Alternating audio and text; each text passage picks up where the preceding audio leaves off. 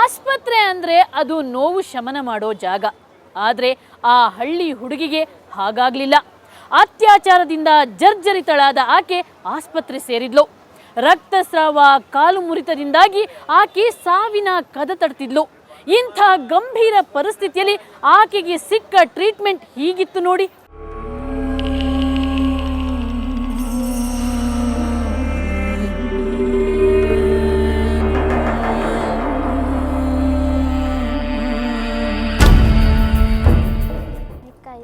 ನಾನು ನೋವಿನಿಂದ ನರಳುತ್ತಿದ್ದೆ. ನನ್ನ ತಂದೆ ತಾಯಿ ನನ್ನನ್ನು ಎತ್ಕೊಂಡು ಆಸ್ಪತ್ರೆಗೆ ಬಂದರು. ಆದರೆ ಯಾರೂ ನನ್ನ ನೋವಿಗೆ ಸ್ಪಂದಿಸ್ತಿರ್ಲಿಲ್ಲ. ಅತ್ಯಾಚಾರ ಪ್ರಕರಣ ಅಂದಾಗ ಅಲ್ಲಿಗೆ ಹೋಗಿ ಇಲ್ಲಿಗೆ ಹೋಗಿ ಅಂತ ನಮ್ಮನ್ನು ಓಡಿಸ್ತಿದ್ರು.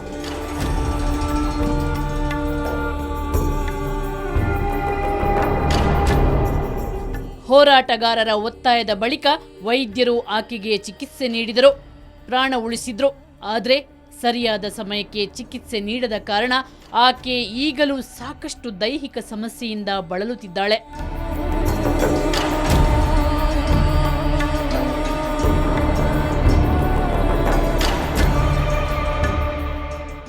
ಆಗ ಸಾಕಷ್ಟು ರಕ್ತಸ್ರಾವ ಆಗ್ತಿತ್ತು. ನನ್ನ ಒಂದು ಕಾಲು ಶಾಶ್ವತವಾಗಿ ಬಲ ಕಳ್ಕೊಂಡಿದೆ. ಇದಕ್ಕೆ ಚಿಕಿತ್ಸೆ ಮಾಡಲು ನಮ್ಮ ಬಳಿ ಹಣ ಇಲ್ಲ. ನನ್ನ ಬಾಳೆ ಹಾಳಾಯಿತು.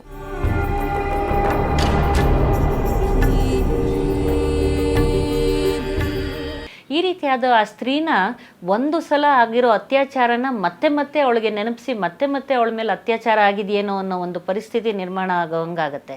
ಆದ್ದರಿಂದ ಇದನ್ನು ಅವಳಿಗೆ ಒಂದು ಪ್ರತ್ಯೇಕವಾಗಿ ಬೇರೆಯವರಿಂದ ತೊಂದರೆ ಆಗದ ರೀತಿಯಲ್ಲಿ, ಅವಳು ಆ ಆಘಾತದಿಂದ ಹೊರಗೆ ಬರೋಕ್ಕೆ ಅವಕಾಶ ಕೊಡೋ ರೀತಿಯಲ್ಲಿ ಅವಳನ್ನ ನೋಡ್ಕೊಳ್ಬೇಕು. ಆಸ್ಪತ್ರೆಗಳಲ್ಲಿ ವಿಶೇಷ ವಾರ್ಡೇ ಇಲ್ಲ.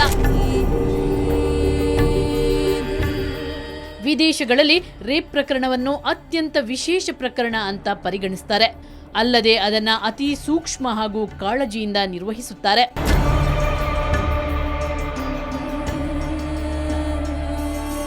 ರೇಪ್ ವಿಕ್ಟಿಮ್ಗೋಸ್ಕರ ಸ್ಪೆಷಲ್ ವಾರ್ಡ್ ಅಂತೇನಿಲ್ಲ. ಏನು ಗೈನಕಾಲಜಿಸ್ಟ್ ಇವರೆಲ್ಲ ಇರ್ತಾರೆ, ಡೆಲಿವರಿ ಪೇಷಂಟ್ಸ್, ಅಲ್ಲಿ ಅವ್ರನ್ನ ಹಾಕಿಬಿಟ್ಟು ಅವ್ರಿಗೆ ನಾರ್ಮಲ್ ಪೇಷಂಟ್ಸ್ ಥರನೇ ಟ್ರೀಟ್ ಮಾಡ್ತಾರೆ. ಕ್ಯಾಶುಯಲ್ ವಾರ್ಡಿಗೆ ತಗೊಂಡೋಗಿ ಹಾಕ್ತಾರೆ. ಸರ್ಕಾರಿ ಆಸ್ಪತ್ರೆಗಳು ಸಾಕಷ್ಟು ಜನ ತುಂಬ ಹೋಗಿರ್ತಾರೆ. ಯಾವುದೋ ಒಂದು ಟೇಬಲ್ ಮೇಲೆ ಮಲಗಿಸ್ತಾರೆ ಅವಳನ್ನು. ಸಾಕ್ಷ್ಯವನ್ನೇ ನಾಶ ಮಾಡ್ತಾರೆ.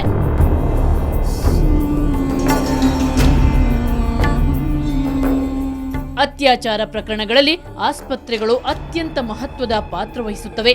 ಯಾಕಂದ್ರೆ ಆರೋಪಿಯ ಪತ್ತೆಗೆ ಬೇಕಾಗಿರುವ ರಕ್ತ, ವೀರ್ಯ, ಕೂದಲು ಮುಂತಾದ ಸಾಕ್ಷಿಗಳನ್ನು ಇಲ್ಲಿಯೇ ಸಂಗ್ರಹಿಸಬೇಕು. ಇನ್ನು DNA ಪರೀಕ್ಷೆಗೆ ಬೇಕಾಗಿರುವ ಸ್ಯಾಂಪಲ್ಗಳನ್ನು ಜಾಗರೂಕತೆಯಿಂದ ಸಂಗ್ರಹಿಸಿ ರೆಫ್ರಿಜರೇಟರ್ನಲ್ಲಿಟ್ಟು ಕಾಪಾಡಬೇಕು.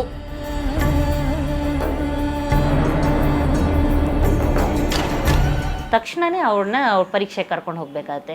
ಅಂದರೆ ಸಾಕ್ಷಿ ನಾಶವಾಗೋದ್ರೊಳಗೆ ಅವಳ ಬಟ್ಟೆಗಳನ್ನು ಬದಲಾಯಿಸಬಾರ್ದು, ಒಳ ಉಡುಪುಗಳು ಹಾಗೇ ಇರಬೇಕು. ಮತ್ತು ಇದು ಜನನಾಂಗ ಕೂಡ ಸ್ವಚ್ಛ ಮಾಡ್ಕೊಂಡಿರಬಾರ್ದು. ಆ ವ್ಯಕ್ತಿಗೆ ಸಂಬಂಧಪಟ್ಟ ಇದ್ದರೆ ಯಾವುದೇ ಒಂದು ಸಾಕ್ಷಿಗಳು ಸಿಗೋದಕ್ಕೆ ನಾಶ ಆಗಲ್ಲ. ಅವಾಗ ಅದನ್ನು ತಿಳಿಸ್ಕೊಡೋದಕ್ಕೆ ಸರಿ ಹೋಗುತ್ತೆ.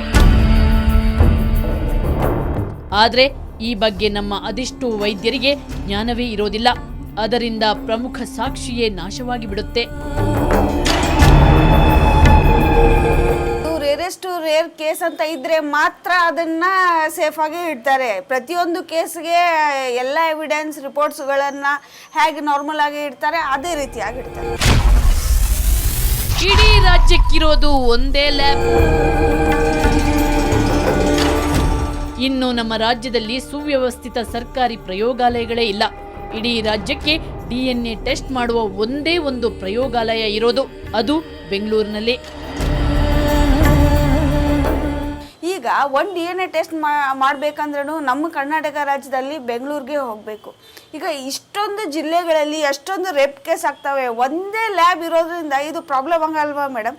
ಅದಕ್ಕೆ ನಾವು ಕೇಳ್ತಾ ಇರೋದೇನೆಂದರೆ, ಈ ಮಹಿಳಾ ಮತ್ತು ಮಕ್ಕಳ ಕಲ್ಯಾಣ ಇಲಾಖೆಯಿಂದಾನೇ ಒಂದು ಲ್ಯಾಬ್ ಯಾಕೆ ಇಡಬಾರ್ದು? ಇನ್ನು ರೇಪ್ ಆಗಿ ಜರ್ಜರಿತಳಾಗಿರುವಂಥ ಆಕೆಯ ಮೇಲೆ ಒಂದು ವಿಚಿತ್ರ ಪರೀಕ್ಷೆ ನಡೆಸ್ತಾರೆ. ಆ ಪರೀಕ್ಷೆ ಅತ್ಯಾಚಾರದ ಗಾಯದ ಮೇಲೆ ಬರೆ ಎಳೆದಂತಿರುತ್ತೆ.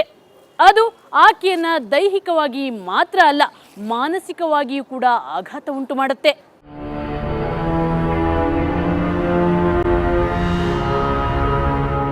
ಬೇಸಿಕಲಿ 2 ಫಿಂಗರ್ ಟೆಸ್ಟೇ ಅವೈಜ್ಞಾನಿಕ ಮತ್ತು ಅತ್ಯಂತ ಕ್ರೂರವಾದಂಥದ್ದು ಅದು.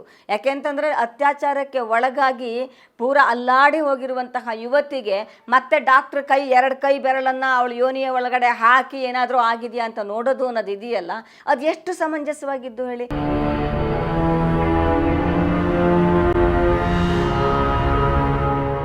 ಎರಡು ಬೆರಳ ಪರೀಕ್ಷೆಯನ್ನ ನಡೆಸಕೂಡದು ಅಂತ ಕೇಂದ್ರ ಆರೋಗ್ಯ ಇಲಾಖೆ ಎಲ್ಲ ಸರ್ಕಾರಿ ಆಸ್ಪತ್ರೆಗಳಿಗೆ ಈಗಾಗಲೇ ಸೂಚನೆ ನೀಡಿದೆ. ಆದರೆ ಆ ಪರೀಕ್ಷೆ ಇನ್ನೂ ಜಾರಿಯಲ್ಲಿದೆ ಅನ್ನೋದು ಇವರ ಆರೋಪ. ಅತ್ಯಾಚಾರ ಆಗಿದೆಯೋ ಇಲ್ವೋ ಅಂತ 2 ಫಿಂಗರ್ ಟೆಸ್ಟಲ್ಲಿ ಹೇಳಲಿಕ್ಕೆ ಸಾಧ್ಯ ಇಲ್ಲ. ತಾವು ಅತ್ಯಾಚಾರ ಆಗಿದೆ ಅಂತ ಇದ್ರಲ್ಲಿ ದೃಢಪಡಿಸೋಕ್ಕೆ ಸಾಧ್ಯ ಇಲ್ಲ ಅಂತ ಡಾಕ್ಟ್ರುಗಳೇ ಹೇಳ್ತಾರೆ.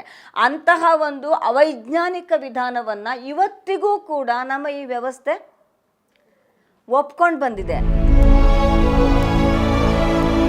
ನಾಚಿಕೆಯಾಗಬೇಕು ಇವರಿಗೆಲ್ಲ. ಸಮಾಜದ ಅತ್ಯಂತ ಕ್ರೂರ ಪಿಡುಗಿಗೆ ತುತ್ತಾದ ಮಹಿಳೆಗೆ ಸಾಂತ್ವನ ಹೇಳಬೇಕಾದವರೇ ಈ ರೀತಿ ಅಮಾನವೀಯವಾಗಿ ವರ್ತಿಸೋದು ಮಾತ್ರ ಅತ್ಯಂತ ನೋವಿನ ವಿಚಾರ.